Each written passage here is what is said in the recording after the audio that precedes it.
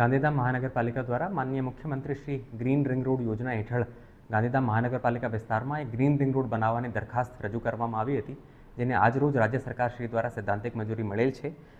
અંદાજિત 10 કિલોમીટર લંબાઈની આ રોડ લગભગ 135 કરોડના ખર્ચે નિર્માણ એનું થશે.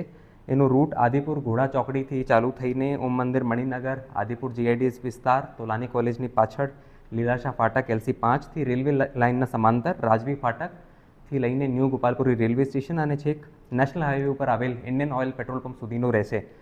80 ફૂટ 24.4 મીટર પહોળાઈનું આખું CC રોડ આ પેચમાં કરવામાં આવશે. વરસાદી પાણીના યોગ્ય નિકાલ માટે રોડની બંને બાજુએ સ્ટોર્મ વોટરની જોગવાઈ, યુટિલિટી ડ્રેનની જોગવાઈ પણ એમાં રાખવામાં આવી છે. ફૂટપાથની જોગવાઈ પણ આ એસ્ટિમેટમાં રાખવામાં આવી છે. પર્યાપ્ત સંખ્યામાં ગ્રીન રિંગ રોડ સ્કીમને અનુરૂપ પ્લાન્ટેશનની અને વોટર કન્ઝર્વેશનના સ્ટ્રક્ચર્સ પણ આ રોડ ઉપર અમે બનાવવા કટિબદ્ધ છીએ.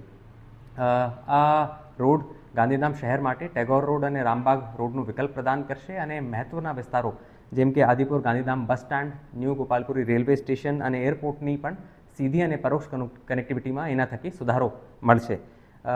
આપ લોકોને ખ્યાલ છે કે છેલ્લા અમુક માસથી મહાનગરપાલિકા દ્વારા સમગ્ર રૂટ ઉપર મોટા પાયે દબાણ હટાવવાની કામગીરી કરવામાં આવી હતી.